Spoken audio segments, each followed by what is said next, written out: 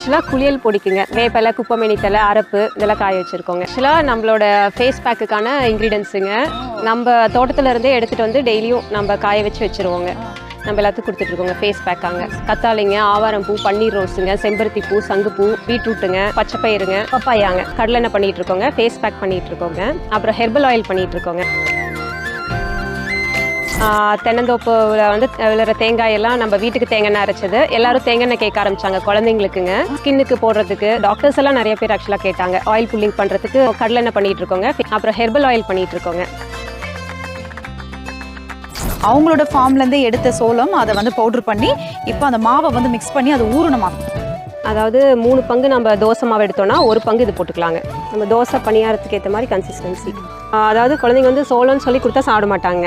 அவங்க சோளம் சாப்பிடனே தெரியாமல் சோளத்தை சாப்பிட வச்சிடலாங்க. இது நம்ம ஃபார்ம்லேயே செஞ்சதுங்க. என்ன நம்ம சோளமாவை எதில் வேணாலும் ஆட் பண்ணி வடை சொல்லலாம். இல்லைங்க, நம்ம வீட்டில் பண்ணுறத ஒரு சின்ன சின்ன வீடியோவாக ஷேர் பண்ணுவாங்க. அவேர்னஸ் கிரியேட், எல்லாரும் இயற்கை நோக்கி போகணும்னு சொல்லிட்டு அதையே ப்ராடக்டாக கொடுங்கன்னு மக்கள் போட்ட விதை தாங்க இது.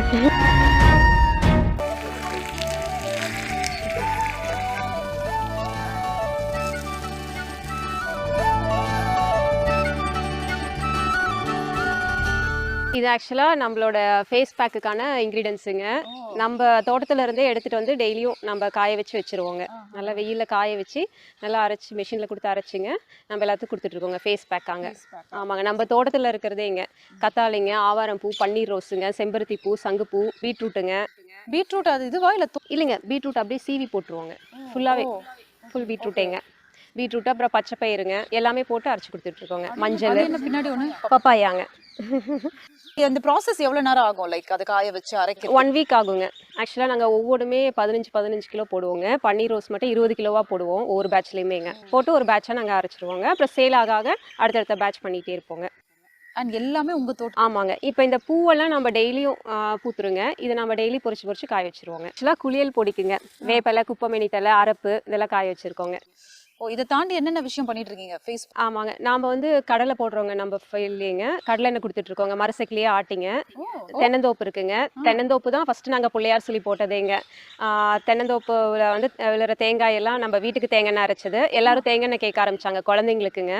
ஸ்கின்னுக்கு போடுறதுக்கு அப்புறம் ஆயில் புல்லிங் பண்ணுறதுக்கு ரெகுலராக டாக்டர்ஸ் எல்லாம் நிறைய பேர் ஆக்சுவலாக கேட்டாங்க. ஆயில் புல்லிங் பண்ணுறதுக்கு நல்லா சுத்தமான பொருளாக வேணும் அப்படின்னு சொல்லிட்டு அப்புறம் அது தேங்காய் பண்ண ஆரம்பிச்சுங்க மரசக்கில் ஆட்டி. அப்புறம் கடலெண்ணெய் பண்ணிகிட்டு இருக்கோங்க. ஃபேஸ் பேக் பண்ணிகிட்டு இருக்கோங்க. அப்புறம் ஹெர்பல் ஆயில் பண்ணிகிட்டு இருக்கோங்க. இதெல்லாம் அப்புறம் சோளம் நம்ம ஃபார்ம்லேருந்து வர சோளமே பண்ணிட்டு இருக்கோங்க. அந்த சோளம்லேருந்து எடுத்த ஒரு விஷயம் தான் அவங்க ரொம்ப அழகாக அந்த மாவை நம்மளுக்கு மிக்ஸ் பண்ணி காட்டினாங்க. ஸோ அது கண்டிப்பாக செய்வாங்க. ஆமாங்க. அப்புறம் மஞ்சளுங்க, நம்ம தோட்டத்திலே மஞ்சள் போட்டிருக்கோங்க.